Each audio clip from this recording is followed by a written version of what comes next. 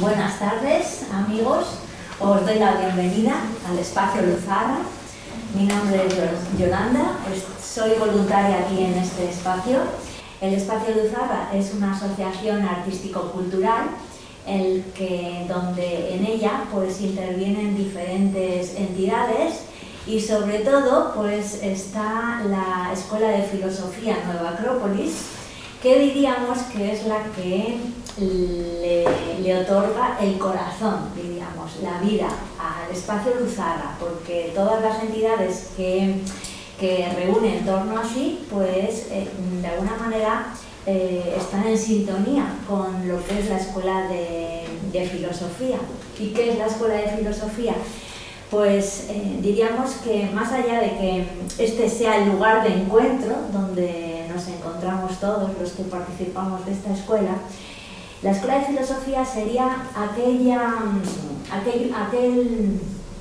lugar o idea donde todos podemos encontrarnos, porque recoge las ideas de los grandes maestros, de esas grandes ideas que el ser humano pues puede ir descubriendo. Entonces aquella persona que quiere descubrir el sentido de la vida, que quiere reflexionar más acerca de sí misma, de los problemas que pueda tener en el día a día, pues puede encontrarse con esas ideas de los grandes maestros, y en ese encuentro también puede hacer suyas esas ideas y por eso puede vivirlas. O sea, puede ponerlas en su propia vida, puede integrarlas y de esa manera ir mejorando su vida. Por eso también nosotros tenemos un curso que lo llamamos curso de filosofía en acción, porque es vivir esas ideas, las grandes ideas a las que el ser humano puede llegar también de la mano de los grandes maestros, como puede ser Confucio, Buda o enseñanzas que nos pueden transmitir en Egipto. Además, una de las, diríamos, formaciones que tenemos dentro de esta escuela es la oratoria. Igual os puede resultar un poco así llamativo, pero no lo es, porque todo filósofo necesita transmitir sus ideas. Y no es que lo necesite, sino que quiere transmitirlas para que otros seres humanos las puedan compartir también y pueda llegar a vivir aquello que ha vivido ese filósofo. Entonces la oratoria es la herramienta excepcional para poder reflexionar y a la vez llevar a cabo esa labor de transmisión. Os digo esto porque dentro de esa formación, pues varios compañeros de esta Escuela de Filosofía pues van a exponer hoy algunos de sus trabajos de reflexión. Entonces, pues quería pues que les demos la bienvenida y les apoyemos en esa labor que van a hacer hoy y de la cual también nosotros nos vamos a beneficiar y vamos a aprovechar pues sus reflexiones. La primera exposición que vamos a tener, porque está dentro del título de los caracteres, ¿verdad? Entonces va a ser la exposición de la... y le dejo a ella la palabra.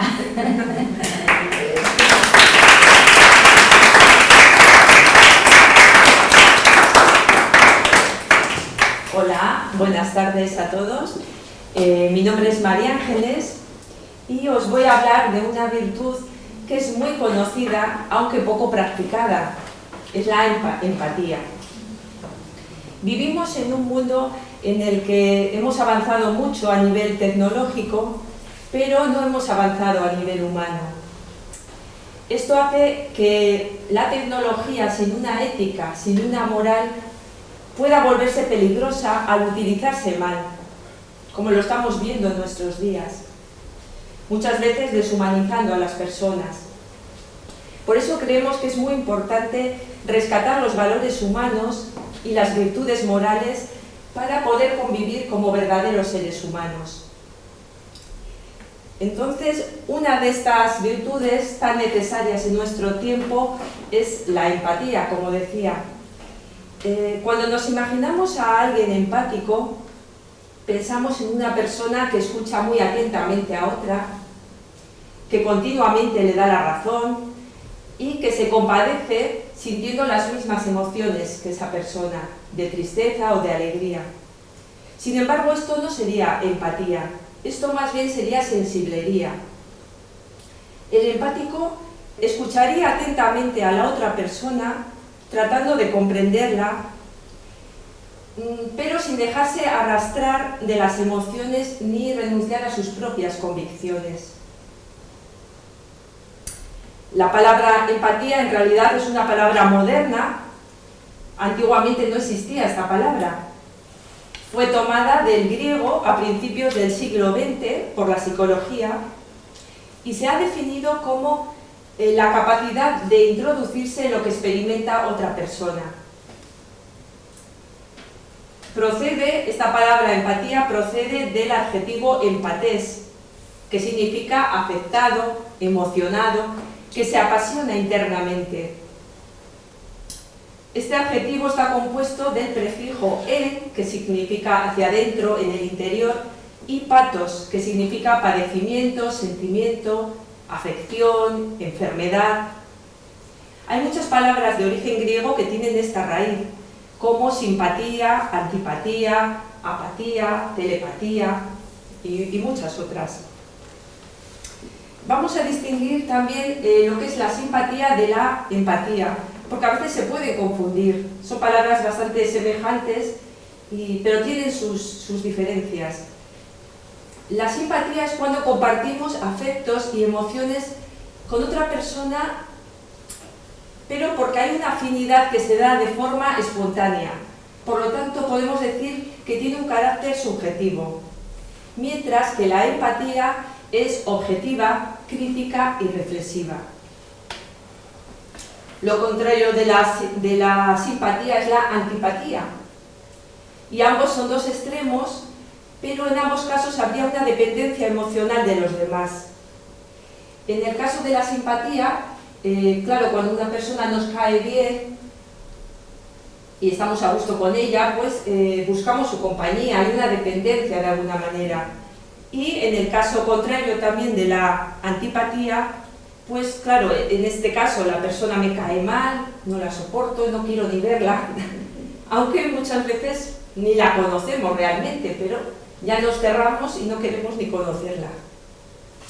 Sin embargo, la empatía es una virtud que estaría por encima de esa dualidad, de esos dos extremos, y que implicaría una decisión en base a unos principios morales. Es decir, esa persona diría, voy a conocer a esa persona independientemente de que me caiga bien o mal, porque es un ser humano igual que yo, es un hermano más de esta gran familia que es la humanidad. Lo contrario de la empatía es la apatía, que significa sin sentimiento, sin pasión, o sea, indiferencia. A un psicópata está claro que no le importan para nada las consecuencias de sus actos, ni de sus mentiras, ni de sus manipulaciones. Vamos, que puede llegar a ser cruel incluso sin sentir ningún tipo de remordimiento, porque no le importan los demás para nada. Daniel Goleman, el autor de Inteligencia Emocional, va a hablar también bastante sobre la empatía. ¿Y cómo la va a definir? Pues va a decir que es una actitud básica de la conciencia social, de lo que perciben y sienten de los demás, lo que se percibe de los sentimientos y los pensamientos de los demás sin que nos lo digan con palabras. Porque nosotros continuamente estamos emitiendo siempre señales de nuestro estado emocional a través del lenguaje corporal, de los gestos, del tono de voz, la expresión facial. Luego ya varía la capacidad de descifrarla de unas personas a otras. ¿Y cuál sería el ingrediente fundamental de la empatía? Pues sería la escucha activa. ¿Y por qué digo activa? Pues porque muchas veces parece que escuchamos, pero realmente no estamos escuchando, o sea, no estamos presentes, no nos interesa la otra persona y estamos con la mente en otro sitio. Realmente no tenemos interés. Sin embargo, la persona empática sí que tendría una escucha activa, con la mente abierta. Trataría de comprender al otro, no emitir juicios sobre esa persona, no juzgarla, algo tan difícil, porque constantemente estamos siempre juzgando a las personas. Y bueno, damos por hecho muchas reacciones que va a tener la persona, suponemos cosas y a veces nos sorprenden porque no reacciona como nosotros esperábamos, pero es porque realmente no las conocemos. En ese sentido, deberíamos ser un poquito más humildes y reconocer nuestra propia ignorancia. Y como decía Sócrates, en la famosa frase de solo sé que no sé nada, pues deberíamos aplicarlo más a menudo. Entonces, si queremos enfocarnos realmente en ser empáticos, debemos comprender al otro en lugar de juzgarle, mostrar más interés en él, no interrumpirle cuando nos habla, que también a veces lo hacemos, no dejamos terminar y ya estamos interrumpiendo. Prestar atención también, hacerle preguntas para comprender mejor su punto de vista y, por supuesto, prestar atención a la comunicación no verbal, que, como os decía antes, pues nos da mucha información. Hoy día vivimos muy ensimismados, haciendo multitareas, y la verdad es que no prestamos atención a los demás. Y bueno, ahora con los móviles menos aún. Muchas veces pasa que estás hablando con una persona y no suelta el móvil. Y estás hablando con ella y de vez en cuando ves que está mirándolo. Y la verdad que sienta bastante mal, porque te das cuenta que no te está escuchando. Sin embargo, la persona empática sí que sería capaz de simultanear tareas. O sea, si alguien viene a hablar con él, dejaría el móvil durante ese rato, o si está detrás de la pantalla de un ordenador, dejaría lo que está haciendo para prestar atención a la persona. Incluso sería capaz de dejar de lado sus propias preocupaciones para prestar toda su atención a los demás. También el empático, en los momentos de dificultad, sufre y aguanta hasta el último momento sin perder su buen humor y sin transmitir a otros sus propias preocupaciones. Por ejemplo, si se halla en un barco y hay una tormenta, pues lejos de mostrar su preocupación o su nerviosismo, pues al contrario, trataría de reconfortar a los demás con buen ánimo. A los más débiles pues les daría buenas razones para tranquilizarles y bueno, pues al mismo tiempo intentaría ayudar en lo que fuera, porque lo que busca es el bien común, el bien de todos. Goleman va a hablar también de 3 tipos de empatía. La primera es la empatía cognitiva o empatía racional o mental, podemos decir. Esta es la que dice: sé cómo ves las cosas, entiendo tu perspectiva. Una persona con este tipo de empatía, si por ejemplo tiene un amigo que se está quejando de que pues todo le sale mal, que tiene muy mala suerte, que se siente mal, él va a tratar de comprenderle, va a comprender su situación, incluso llegará a pensar: vaya, realmente sí que tiene que ser agobiante y complicado sentir que fracasas cada vez que vas a hacer algo. Va a comprender su situación y no le va a juzgar, pero no se va a implicar emocionalmente. Sin embargo, en el segundo tipo de empatía, que es la empatía emocional, esta es la que dice: te siento. Esta persona sí que, además de comprender la situación de esa persona y sus quejas, se conmoverá por el agobio que tiene esa persona e intentará ayudarle en lo que pueda. Por ejemplo, dándole ánimos, haciéndole ver que en su vida no todo lo que le sucede es negativo, que también le hace ver que le han ocurrido cosas muy buenas también. Lo que sucede es que muchas veces no nos fijamos mucho, no valoramos las cosas buenas que tenemos y nos estamos lamentando siempre por las cosas que no tenemos o que nos salen mal, y eso al final pues conduce a la infelicidad. El tercer tipo de empatía es la llamada preocupación empática.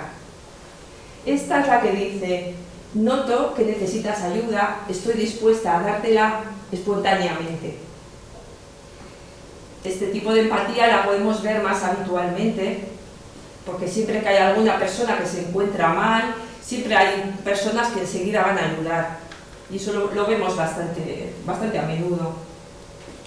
Por ejemplo, si una persona ves que tiene mala cara, que está pálida, pues enseguida va alguien donde esa persona y pues va a apoyarla, va a estar con ella, darle un poco de cariño. A mí me sucedió hace poquito en el gimnasio también, que había una chica en el vestuario que yo la vi que tenía pues mala cara, y entonces le pregunté, ¿qué te pasa? Y me dice, que me ha dado un tirón en la lumbar. Y claro, yo veía que estaba así, que no podía ni vestirse. Entonces, pues naturalmente le ayudé a vestirse y bueno, y le puse incluso las sandalias, porque es que no podía agacharse. Pero bueno, que son cosas muy naturales. La empatía no solo la podemos ver en los seres humanos. Hay un científico llamado Frans de Waals que ha estudiado el comportamiento de los primates y ha visto que cuando un chimpancé ve a otro en dificultades, imita su conducta. Por ejemplo, si ve que está triste, él se va a sentir triste. Y muchos de los chimpancés se van a acercar a ese que tiene algún problema y van a tratar de reconfortarle y de consolarle para tranquilizarle de alguna forma. Y se ha visto que las hembras consuelan más a menudo que los machos, salvo una excepción que resulta muy sorprendente, y es que los machos alfa, que son los líderes del grupo, pues parece ser que incluso consuelan más a menudo que las hembras. Pero eso es porque una de las funciones del líder del grupo es el dar el apoyo emocional necesario por un sentido de responsabilidad hacia el grupo. Algo realmente muy humano. También la neurociencia ha descubierto que cuando una persona muestra una actitud de empatía hacia otra, hay unas neuronas en el cerebro que se activan, que son las llamadas neuronas espejo, y que reproducen el estado emocional de la otra persona. Es decir, que todos tenemos esa capacidad de ser empáticos. Luego ya depende de cada uno el querer esforzarse en desarrollar esa capacidad o no. También Goleman va a hablar de las diferencias que hay entre hombres y mujeres a la hora de tener empatía. Y va a decir que las mujeres en general tienen más capacidad de escuchar y de ser empáticas que los hombres. Como que los hombres, pues bueno, no tienen tanta tendencia a escuchar, sino más bien cuando alguien les cuenta un problema o una preocupación, tienden a dar soluciones. Claro, esto no quiere decir que los hombres no puedan ser empáticos, claro que pueden serlos, pero requiere de una decisión por su parte de querer ser más empáticos con los demás, escucharles un poquito más, mostrar más interés en el otro, porque muchas veces lo que la mayoría de personas lo que necesitan es que se les escuche. Uno de los componentes también de la empatía es la compasión. Y tenemos el ejemplo del Buda. El Buda sintió gran compasión por el dolor humano, por el sufrimiento humano.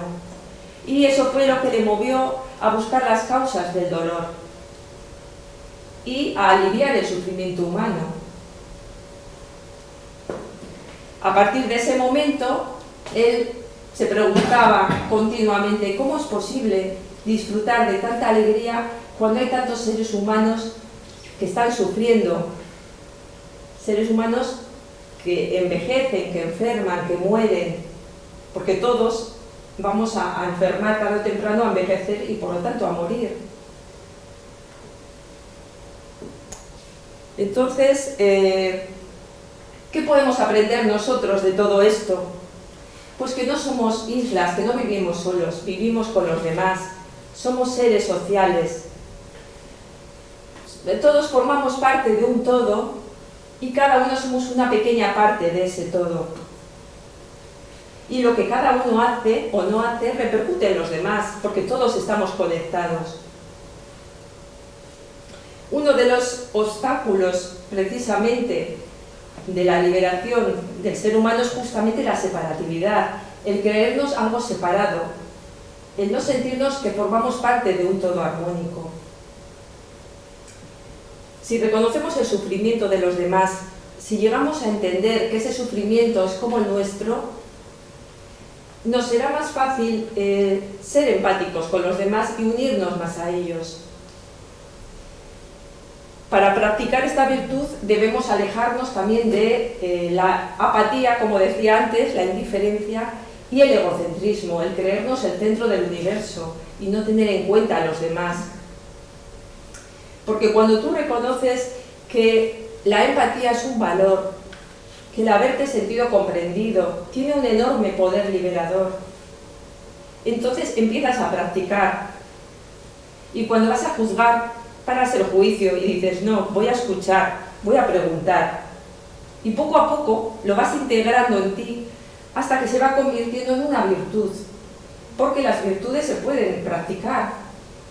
Igual que entrenamos el cuerpo físico para fortalecernos físicamente, también se pueden entrenar las virtudes para fortalecernos interiormente. Además, todas las virtudes se pueden ejercitar hasta niveles inimaginables. Entonces, para llevar a cabo todo esto que estamos hablando, me gustaría que cuando salgáis de aquí, probarais a ser un poquito más empáticos con la gente de vuestro alrededor, con el entorno más cercano, y os observéis a vosotros cómo os sentís, y observar también a los de vuestro alrededor, porque os vais a sorprender de los cambios que vais a ver. Porque realmente cuando uno cambia, también cambian todos los de su alrededor. Por eso, si cada uno de nosotros, cada día, es un poco más empático, entre todos podremos hacer un mundo nuevo y mejor. Y algo también fundamental para ser empático es no ser superficial. Así que os voy a presentar a mi compañera Laura, que nos va a hablar del carácter superficial.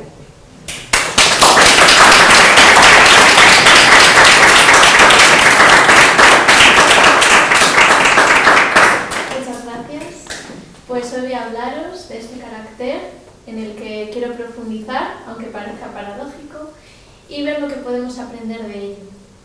La palabra superficial viene del latín superficialis y tiene la raíz super, que significa por encima, y facies, que significa faz, cara.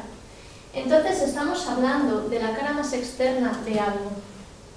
Todos los seres y los objetos van a tener una superficie. Por ejemplo, los seres humanos tenemos la piel, que en nosotros es el órgano más grande de todo el cuerpo humano y lo necesitamos para vivir. Igualmente lo encontramos en nuestros animales. Lo que pasa que en ellos tienen unas formas más variadas. Y los vegetales también van a tener esa capa más externa, que entre otras cosas pues les protege de la deshidratación. Lo mismo ocurre con los minerales, que los vemos así a simple vista, y nadie diría, ¿verdad?, que en su interior pueden ocultar esas piedras preciosas tan codiciadas. Pues bien, en realidad la superficie es algo necesario para todo lo manifestado, para proteger lo que vive en el interior, que es precisamente la esencia que reside. Nuestra Tierra también tiene esa superficie, que es su piel. Es miles de kilómetros de distancia, pero en realidad, si vemos la Tierra en su totalidad, solo es un pequeño porcentaje de la masa total. Y nosotros, que somos seres que vivimos en su superficie, junto con otros, nos llega a resultar que todo el planeta fuera superficie. Y pocas veces nos preguntamos sobre la vida de nuestro planeta. ¿Cómo vive? ¿Cómo le afecta que nosotros vivamos en su superficie? ¿Qué es lo que podemos hacer para ayudar? Pues bien, nosotros que a lo mejor podemos tener una suerte de inquietudes especiales, nos podemos poner a reflexionar, a profundizar y probablemente pues saquemos unas conclusiones. Pero realmente hay un tipo de personas que directamente no quieren reflexionar, no quieren profundizar, quieren solo quedarse en las apariencias solo les interesan sus inquietudes más inmediatas, sus intereses más egoístas, digamos. Y estas personas son los superficiales. El superficial, por definición, es una persona parcial. Es una persona que se va a quedar en sus intereses personales. Realmente, esta sociedad en la que vivimos nos incita constantemente a ser superficiales, a quedarnos en la superficie, a recrearnos en los sentidos externos. Pero realmente por nuestros sentidos externos no podemos profundizar en las cosas. Pongamos, por ejemplo, la fachada de una casa. Por mucho que yo la mire, por mucho que yo esté contemplándola o percibiendo con mis sentidos externos, nunca voy a llegar a saber lo que hay en el interior de esa casa, ¿verdad? Pues eso nos demuestra que por la superficialidad no podemos llegar a la profundidad de las cosas.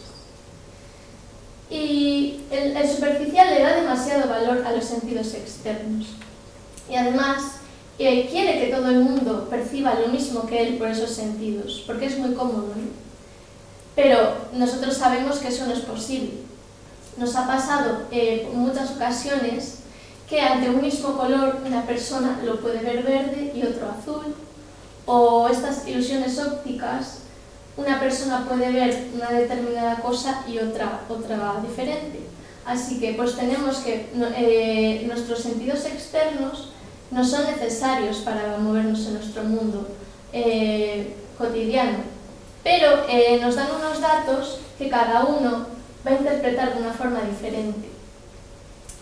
Y realmente no podemos llegar a un consenso en esto. Las personas superficiales, aparte de querer que todo el mundo vea lo mismo por sus egoísmos, pues van a pretender siempre ir por la vida, por la superficie, pasando de una cosa a otra, porque tienen miedo de entrar en la profundidad.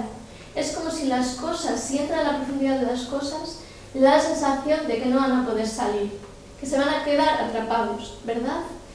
Entonces, es como ese ejemplo que estaba diciendo de la fachada, que por mucho que la van a mirar por fuera, van a poder ver el color que tiene, van a sentir que la pared es rugosa, o van a ver que tiene X pisos de altura, pero no se atreven a entrar. Siempre están haciendo ese esfuerzo por vivir en la superficie. Y eso realmente les consume muchísima energía, porque lo natural en la vida es profundizar en las cosas. Y ellos siempre están haciendo ese esfuerzo por vivir en la superficie. Lo mismo vamos a ver esto en su apariencia. Su apariencia va a ser muy cuidada, su ropa a la moda impecable, su peinado, su maquillaje, pero su sonrisa, que en el fondo es triste, vamos a ver un vacío. Porque estas personas, sí, tienen fachada, eso por supuesto, pero en el interior, ¿se ocupan de su interior? Pues no, realmente eso es una parte en la que no invierten. Entonces, lo mismo sucede con sus relaciones, sea del tipo que sean. Estas personas se fijan mucho en el estatus, en las apariencias, en lo que los demás quieren proyectar, pero no se fijan en el interior de las personas. Y ellos piensan que al ver a una persona al primer vistazo, ya la conocen, ya saben todo sobre esa persona. Y esto es erróneo. Si ven a una persona desaliñada, pueden pensar, por ejemplo, que no tiene dinero. O si ven a una persona elegantemente vestida, pueden pensar que es rica. Pero esto, como sabemos, y como bien dice el dicho, las apariencias engañan, ¿verdad? Y no faltan casos en nuestra sociedad de gente que se llegan a endeudar por tener un buen aspecto. Y esto es uno de los rasgos también de la persona superficial. Y bueno, pues también le sucede, sobre todo al principio de sus relaciones, cuando las cosas pues van bien, son bonitas, tienen más momentos agradables, que se queda en ese momento estático y quiere mantenerlo en el tiempo. Pero esto no es posible, porque pues, la vida es cambio, es movimiento. Y estas personas no se esfuerzan en conocer a los demás. Entonces, cuando viene la vida, con esos vientos de cambio, pues como ellos no han ahondado en la otra persona, no han buscado elementos de unión, pues va a venir este viento y va a hacer que las relaciones en su mayoría van a fracasar.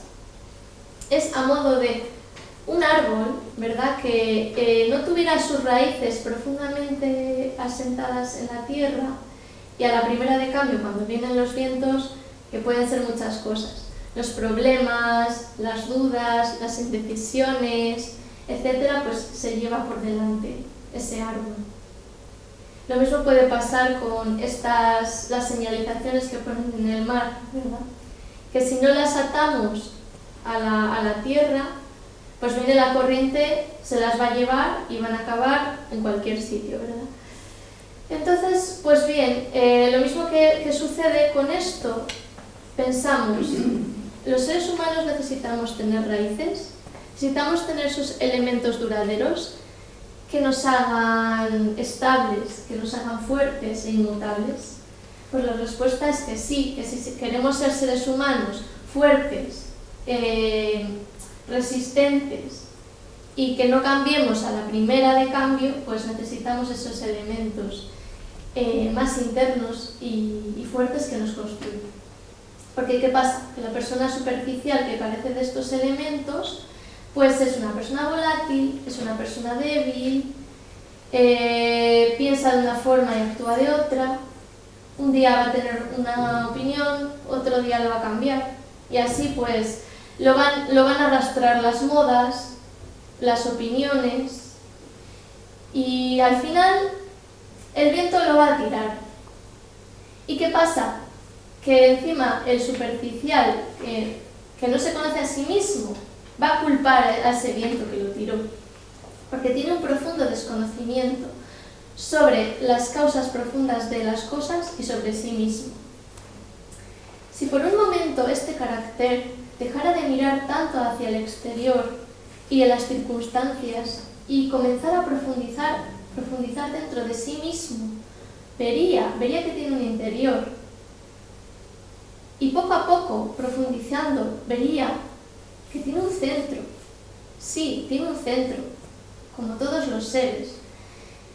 Un centro que es donde reside nuestro ser más interno, y que ahí es donde viven nuestros elementos más inmutables, duraderos y fuertes. Tenemos nuestros sentimientos, que son duraderos, por ejemplo el amor, el sentido de justicia, la solidaridad. Las ideas que van a guiar nuestra vida, esas ideas luminosas, de belleza, de bondad, de verdad, que queremos que guíen nuestra vida y nos dirijan hacia un sentido profundo.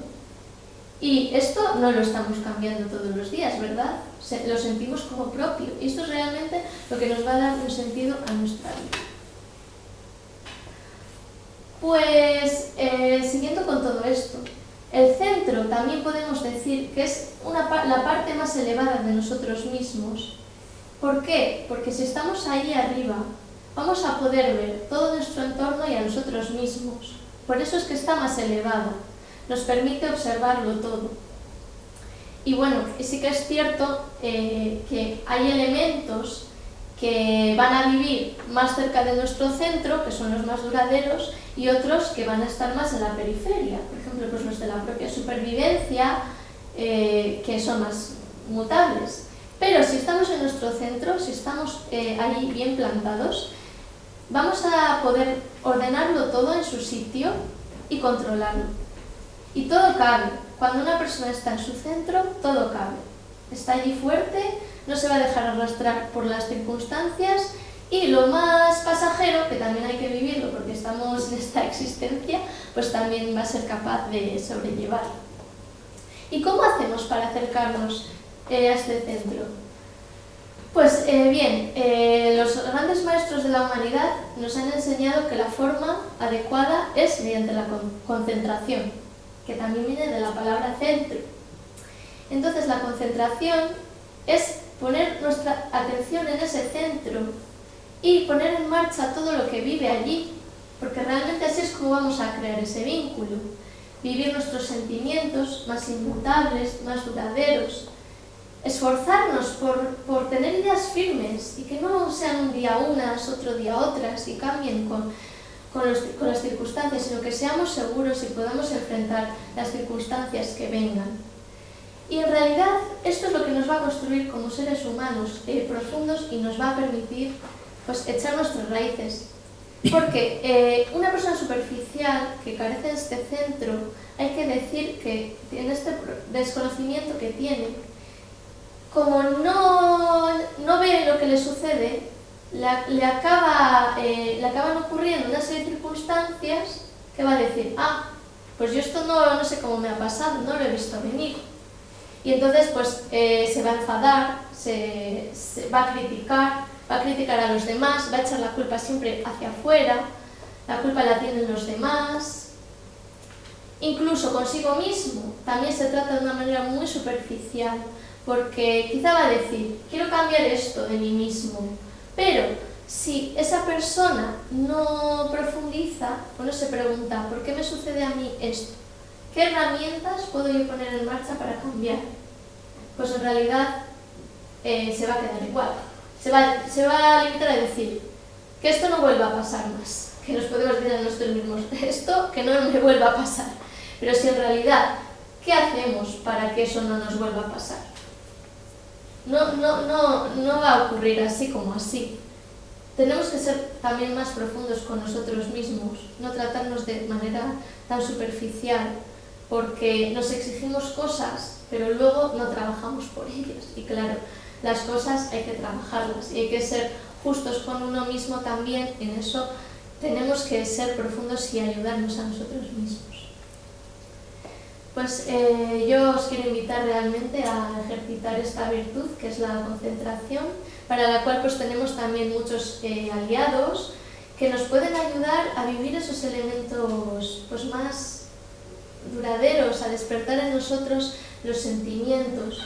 Por ejemplo, la buena música, que nos despierta nuestra parte más noble, nos evoca belleza.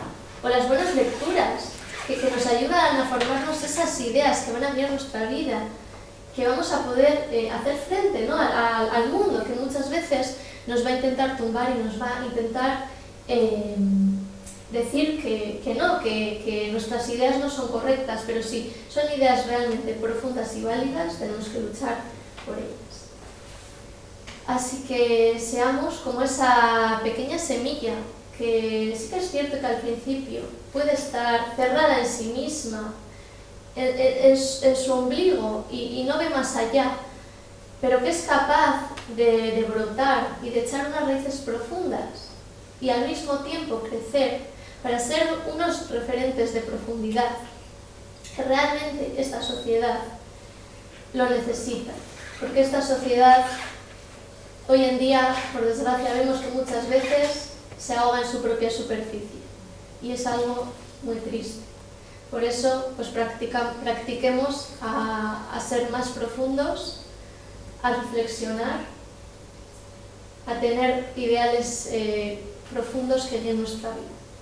Eso es lo que realmente nos permitirá construir un mundo nuevo y mejor y crearlo. Y precisamente hablando de creatividad, mi compañero Andrés nos va a hablar de ella.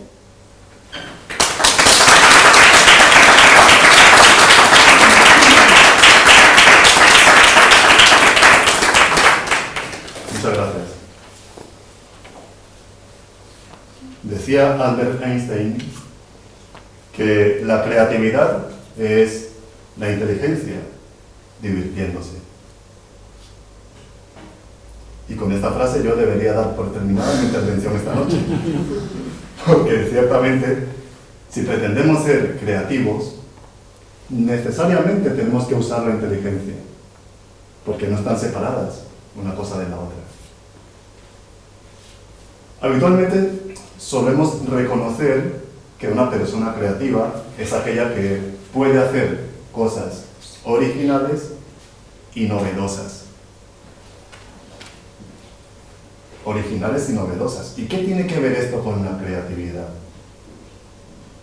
Pues, según la Real Academia de la Lengua Española, que en esto coincide con la etimología de la palabra, original es algo relativo al origen. ¿Al origen de qué? No se especifica. ¿Esta piedra es original? Digamos que sí. Es de origen natural, no es una réplica que hayamos tallado aquí en Espacio Luzarra. Es de origen natural. ¿Este cuadro es original? Digamos que no. No es la Mona Lisa que pintara en su día Leonardo da Vinci. Es la idea, pero no es el cuadro. Ahora bien, dicho con otras palabras, original es aquello a través de lo cual se puede reconocer al autor, porque tiene su marca, porque tiene su sello. Entonces me pregunto, ¿de dónde sacan los autores sus ideas? Eso lo dejo en el aire, lo vamos a desarrollar más adelante. En cuanto a lo novedoso, bueno, pues yo considero que no es argumento suficiente para considerar que algo es creativo por el mero hecho de ser novedoso. Digo yo, básicamente porque lo que ocurre muchas veces es que aquello que consideramos novedad es simplemente algo que no conocemos, lo cual no quiere decir que no exista ya. Y tampoco podemos negar que estamos en un momento en el que hay muchísima novedad. Todos los días hay cosas nuevas. Pero no podemos negar que en muchas de estas cosas la creatividad no está. Sin embargo, es novedoso. Ahora bien, vamos a retomar el concepto primero. ¿Es una persona creativa aquella que puede hacer cosas originales y novedosas? Pues ya vemos que esta definición se nos queda corta para abarcar mínimamente lo que es la creatividad. Así que vamos a borrarla de la pizarra imaginaria y empezamos de nuevo.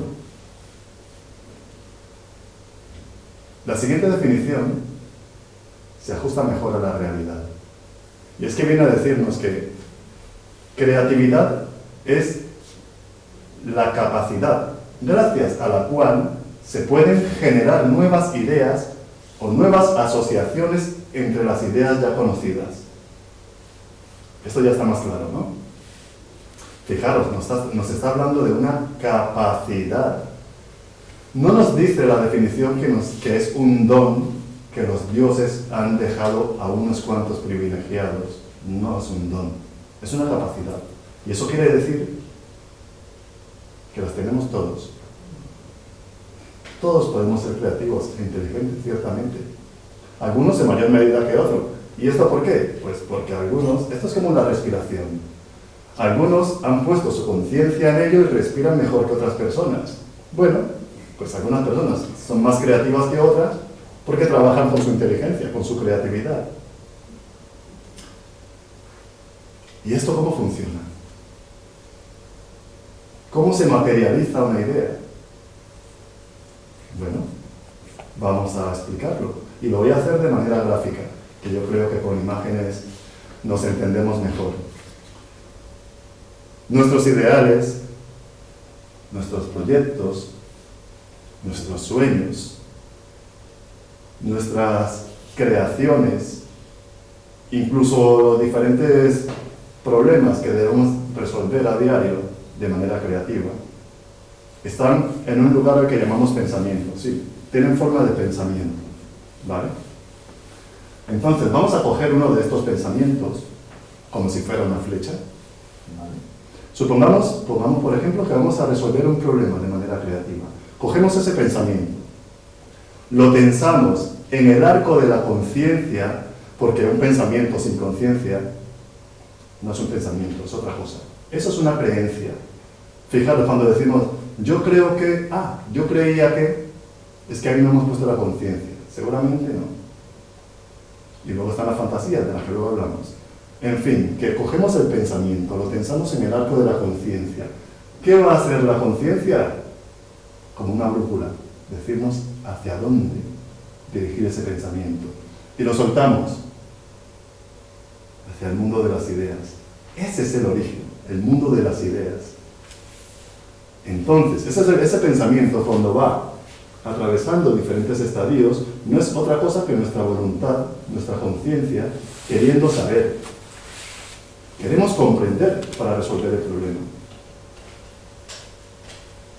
Saber, ganas de saber, amar esa sabiduría. Ya hay un principio filosófico en eso. Y en este recorrido vamos abriendo diferentes puertas. Claro, cada puerta es una posible salida, una posible solución al problema que queremos resolver. Y cuando finalmente damos en la diana, que no es otra cosa que llegar a la casa de las musas, el pensamiento universal, touché, eureka, como decía Arquímedes, lo tenemos. Y aquí actúa la inteligencia. La inteligencia que no es otra cosa que separar el trigo de la paja, dicho de manera vulgar. La inteligencia nos va a ayudar a definir cuál de todas las puertas que hemos abierto es la más adecuada para resolver el conflicto. Entonces aquí, yo le he llamado puerta, realmente no son puertas, son imágenes, porque lo que ha actuado es nuestra imaginación, la imagen en acción. Y nuestra imaginación, que son los ojos con los que vemos en el mundo de las ideas, nos ha dicho, esta es la imagen con la que vamos a resolver. Y aquí actúa la creatividad, con esta imagen. Pensabais que me había desviado del tema, ¿verdad? La creatividad toma la imagen y ya que hemos comprendido, nos hemos conectado con el pensamiento universal, estamos concentrados, conocemos el problema, vemos más o menos la raíz, actuamos y resolvemos de manera creativa. Y esto vale también para nuestros sueños, para nuestros proyectos, para las creaciones artísticas, para muchos campos en la vida. La creatividad, y esto es importante puntualizarlo, no se aplica solamente a un campo, que normalmente pensamos que son los artistas los creativos. No, se aplica en todos los campos de la vida, en la vida diaria incluso. Entonces, hemos representado lo que es el viaje de ida con el pensamiento y de vuelta con la creatividad. Así es como llegan las ideas a este mundo material. ¿Esto qué quiere decir? Pues que todo cuanto conocemos, antes de ser materia, fue pensamiento. Esas sillas donde estáis sentados, antes de ser sillas, fue pensamiento. Ese cuadro de la Mona Lisa, antes de que Da Vinci lo pintara, fue un pensamiento. O sea, que aquí se cumple una de las leyes universales de las viejas enseñanzas herméticas. El universo es mental. Está todo organizado por una gran mente. Claro, con la nuestra no llegaríamos a comprenderlo. Y cuando nosotros viajamos con la creatividad y creamos y usamos la imaginación, la inteligencia, nos estamos conectando de alguna manera con esa gran mente. Nos estamos conectando con la vida. Entonces también nosotros somos producto de un pensamiento. Ahora ya podemos hablar de los rasgos de las personas creativas, ¿no? Bueno, una persona creativa tiene muchos rasgos importantes. Y ya reitero que no son exclusivos de una persona, los tenemos todos, simplemente hay que trabajarlos. Primero, la inteligencia. Evidentemente lo tenemos, ¿no? Contamos con ese atributo. La voluntad, la conciencia, es decir, yo, si quiero ser creativo con un pensamiento mío, tengo que poner la conciencia y mi voluntad en esto, no soltarlo para fantasear con ello. inteligencia, voluntad, conciencia, sensibilidad. Cuando hablamos de persona creativa, y cuando digo sensibilidad, no me refiero al terreno de lo sensitivo, me refiero al terreno de lo intuitivo. La persona creativa tiene una cierta intuición más abierta, más sensible, para abrir diferentes puertas y ver más imágenes. ¿Y por qué? Porque ya ha hecho muchas veces el recorrido de ida y vuelta. La sensibilidad, la intuición, el arranque, el empuje, toma la iniciativa. Una persona creativa, que muchas veces se presenta un panorama, un problema que resolver, una pieza que crear. Aunque la persona creativa esté callada y no levante la mano, su imaginación está actuando, su inteligencia está activa, su conciencia está en algo. Y si otra persona propone, la persona creativa complementa. Otra característica que tiene, ¿cuál es? Pues la elasticidad, la flexibilidad. Es decir, no se quedan con la primera idea que les viene a la cabeza. Y si trabajan una idea y en el transcurso, en el desarrollo de ese proyecto, surgen obstáculos, que es lo natural, tienen la posibilidad de buscar otra ruta, y además de manera creativa. Y eso hace que no se estanquen ante un proyecto que no ha salido adelante o que el obstáculo parece insalvable. No quiere decir que una persona creativa sea invencible, no, pero tiene recursos. Otra característica es el sentido del humor. Diremos, ¿por qué en este mundo tan loco en el que vivimos, que está todo revuelto, que todo el mundo tiene problemas, yo los tengo, tú también, cómo se puede tener sentido del humor? Se puede. Y la clave está en que la persona creativa, a fuerza de conectarse tantas veces con el pensamiento universal, digamos que está más conectado, más unido a la vida, entiende mejor la vida y tiene confianza en sí misma para resolver las cosas que le vengan. Yo os voy a dar dos ejemplos, solo dos ejemplos de personas creativas para no extenderme. Nikola Tesla. Cuando digo Tesla no me refiero al coche eléctrico que gusta estar por aquí. No, aquí yo me remito al origen, al original, el científico, el inventor de la electricidad. Fijaros qué creatividad. Nos está haciendo bien. Nos está beneficiando todavía. Eso es creatividad, algo que está al beneficio de la humanidad, que puede beneficiar a una sola persona en algún momento también, pero la creatividad de por sí, la capacidad creativa, la que viene del pensamiento luminoso, es nuestra. Otro ejemplo es George Lucas, el guionista y director de La Guerra de las Galaxias. En este caso, la originalidad de George Lucas está, valga la redundancia, en que él fue al origen. No se inventó nada. Su talento está en cómo lo cuenta. Entonces, George Lucas nos está hablando de una vieja enseñanza antiquísima que ya casi estaba olvidada, que no es otra cosa que la lucha interior del ser humano en su camino hacia la luz. El ser humano que se debate entre la luz y la oscuridad. Esa lucha interior es lo que se escenifica. Y él ha rescatado, y eso también nos hace bien, aunque sea de manera inconsciente, que a veces nos gusta la Guerra de las Galaxias por las luces y las espadas, pero no, hay algo allí que no sabemos qué es, que nos atrapa. Es que está aquí. Porque la creatividad está hecha de sueños también. No es fantasía. No es lo mismo decir, yo tengo un sueño, como dijo Martin Luther King, a decir, es que yo tengo una fantasía. Cuando decimos, yo tengo una fantasía, ya sabemos, si no nos engañamos, de que aquello tiene pocas posibilidades de realizarse.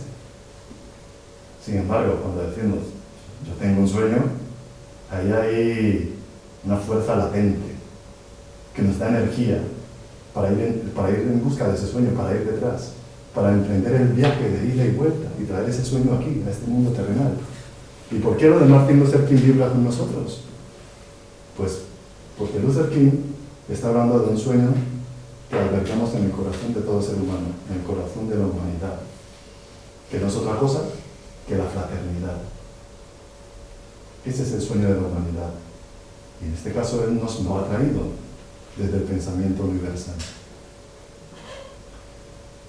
Luego ya hay una serie de personas, pocas, que parece que vivieron en un estado constante de creatividad y a los cuales, sin reparo, le llamamos genios. Es el caso de Mozart, por ejemplo, creatividad constante. El caso de Alejandro Magno, creatividad aplicada en el campo de la estrategia. Un tema bélico, pero es un tema bélico que nos ha valido para salvaguardar la cultura en la cual nos recoge ahora mismo. El caso de Leonardo da Vinci, creatividad aplicada en el campo de lo científico y de lo artístico también. Como veis, la creatividad se aplica en diferentes terrenos. El gran Sócrates, que marca un antes y un después en la filosofía, cuyo pensamiento todavía a día de hoy sigue representando los cimientos del pensamiento occidental, ya casi mundial, podemos decir. Esos son genios que han usado la inteligencia y la creatividad. Son ejemplos. Y ya veis cuánto beneficio nos están dejando. O sea que ya sabemos que lo que es fantasía es derroche de energía porque nos absorbe y está tintado con nuestros deseos, con nuestros miedos y nuestras frustraciones. Y los sueños, pues ya sabemos de qué material están hechos los sueños. No estoy hablando de poesía, estoy hablando de sueños reales, con conciencia, con inteligencia, con imaginación, con voluntad y con creatividad. Es un bien nuestro y está en todos nosotros la creatividad. Y yo invito, fomento a hacer uso del pensamiento creativo. ¿Y por qué? Pues porque ya hemos hablado de los beneficios, hemos visto ejemplos, y porque la creatividad también tiene enemigos o peligros, mejor dicho, obstáculos. Uno de ellos son las prisas. Vivimos en un momento en el que tenemos prisa para todo. Y claro, si tenemos prisa no tenemos un tiempo disponible como mínimo para observar, analizar, reflexionar sobre lo que queremos crear o resolver. No da tiempo para hacer el viaje de ida y vuelta. La multitarea, que es un atributo propio de las máquinas y que nosotros lo estamos adoptando como si fuera cosa nuestra.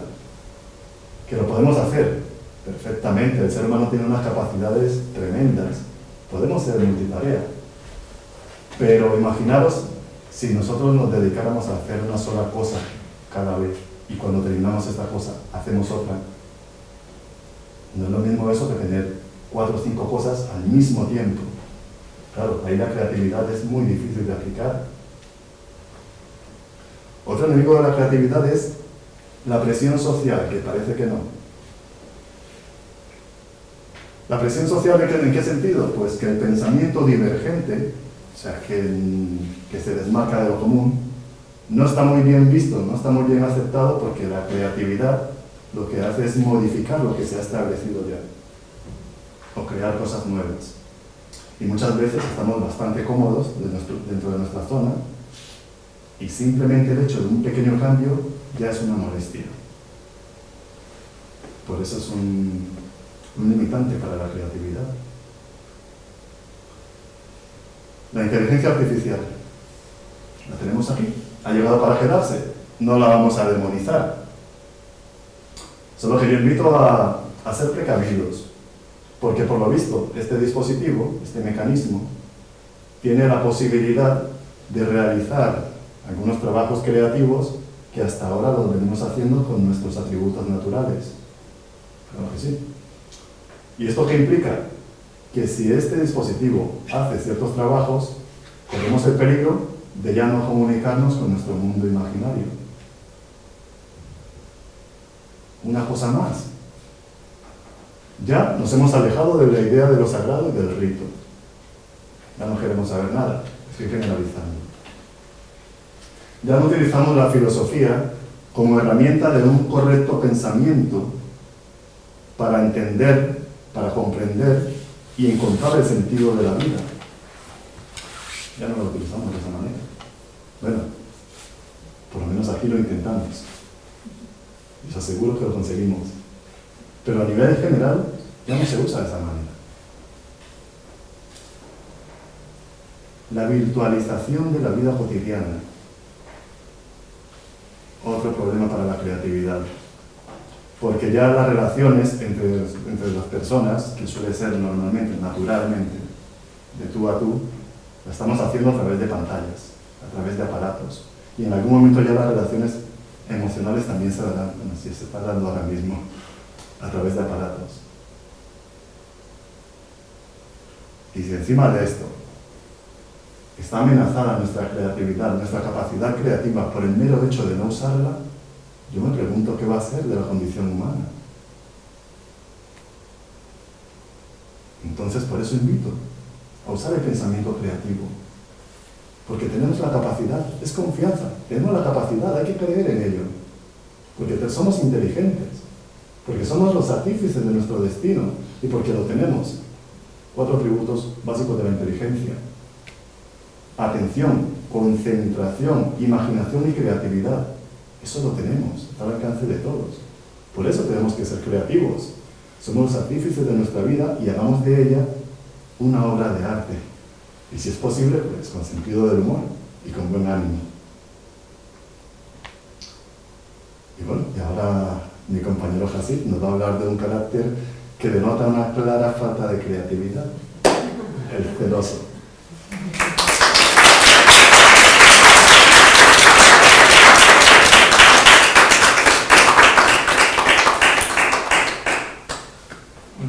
Gracias a mis compañeros por presentaros los trabajos que habían hecho sobre diferentes caracteres. Yo os voy a hablar sobre un carácter, sobre un tipo de persona que es bastante recurrente en nuestra sociedad, que no es nadie más que los celosos. Estos individuos, en general, a menudo, perciben sus entornos a través de un filtro de inseguridad, interpretando cada acción de los demás como una posible amenaza. No solo esto, sino que están inmersos en la sospecha de que alguien, de que lo que tienen, ya sea una posesión, ya sea un reconocimiento, o ya sea cualquier otro tipo de objeto que ellos tengan, piensan que está en claro peligro de ser arrebatado. Nos viene bien en ese caso, no solo en el caso de ese carácter, sino en caso de cualquier carácter, remontarnos y conectarnos con raíz etimológico de la palabra, porque lo que nos conecta con el espíritu de la palabra. En ese caso, la palabra celosa tiene raíces en el latín, celus, y que a su vez proviene del griego, celos, asociado a la envidia. Así, el celoso es alguien marcado por un deseo intenso de mantener lo que considera suyo. Y eso sí, acompañado de una desconfianza hacia los demás. Los celosos se caracterizan por una necesidad de control absoluto y de posesión sobre las cosas. En lugar de disfrutar de las relaciones y de sus logros, están atrapados en un ciclo de sospecha y duda hacia los demás. Y, eso sí, su mente siempre está alerta, pero no para otra cosa que no sea buscar evidencias de decir que alguien podría llevar lo que podría estar llevándose lo que considera suyo. Hay investigaciones, estadísticamente, hay investigaciones que hablan que los celos son una emoción bastante común en la sociedad. Por ejemplo, una investigación que han hecho en la Universidad de Tilburg, en Holanda, denota y muestra que el 75% de las personas han experimentado celos en algún momento de su vida. Y también demostró que los celos tienen que ver más con la baja autoestima y con la inseguridad personal que los reales acciones de los otros. Y en la vida, en el día a día, en la vida cotidiana de los celosos, es que viven con una inquietud constante. Constantemente están en movimiento. Eso sí, que también su diálogo interno está lleno de comparaciones y temores. Si llegamos a preguntar a un celoso, oye, ¿cómo va tu vida? ¿Y cómo van tus relaciones? Pues probablemente escuchemos más sobre sus fantasías y sobre sus temores que los reales acontecimientos de su vida.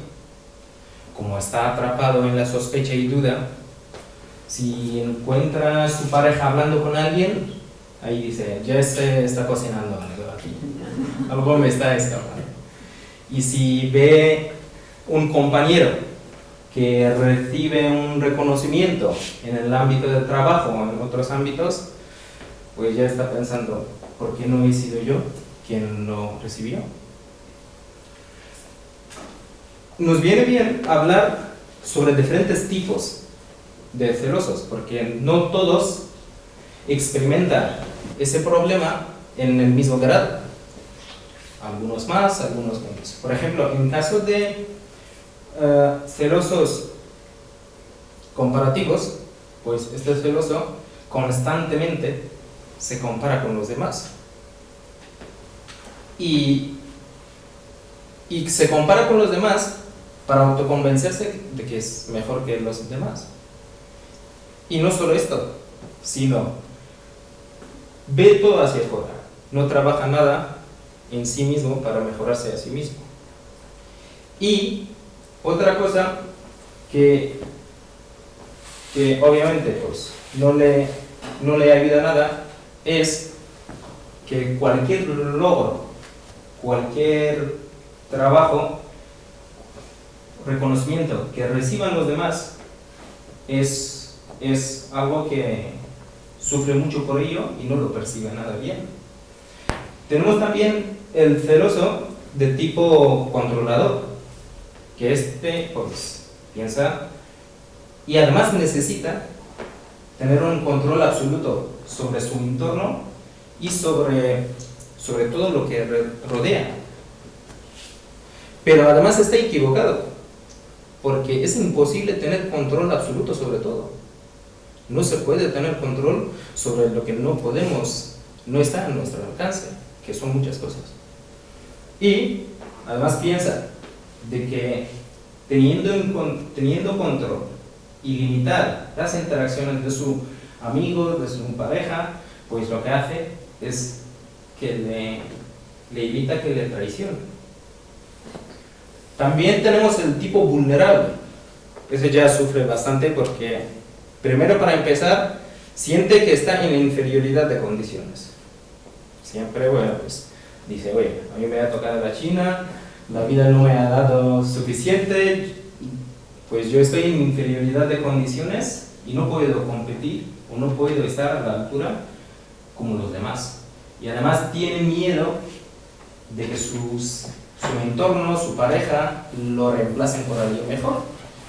Y algo que sufre bastante por ello es que constantemente necesita apoyo y validación de los demás.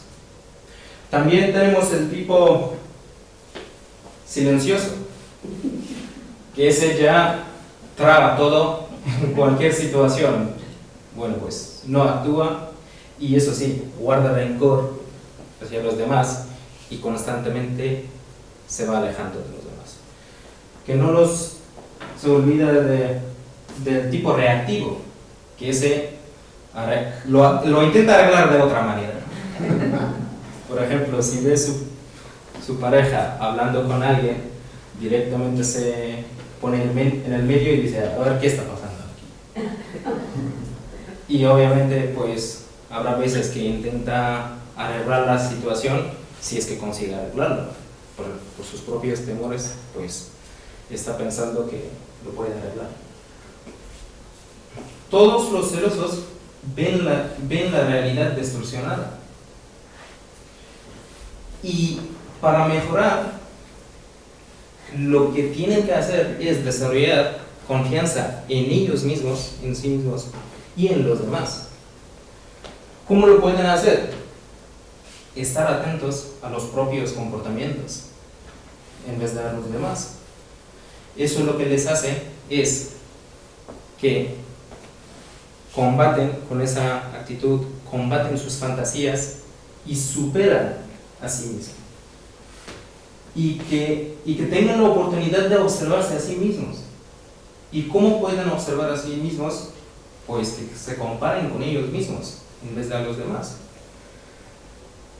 Con este hecho, lo que consiguen es evitar hacer comparaciones con los demás, evitar las maquinaciones sobre los demás, y así consiguen desarrollar confianza en ellos mismos. Eso sí, haciendo esto, consiguen estar en una situación donde no pueden caer ni en el extremo de la exigencia y la indiferencia hacia los demás. Los celos pueden corroer las relaciones y el estado emocional, pero pueden ser un punto de partida para el crecimiento personal. Si nos damos cuenta, trabajamos, en vez de aferrarse a los miedos, trabajamos en confiar en nosotros mismos y en los demás, y disfrutamos de las relaciones genuinas, estamos dándonos una oportunidad para desarrollar unas relaciones más auténticas y más saludables, y así nos alejamos de este mal hábito que es celosidad y podemos tener una vida más feliz y más tranquila.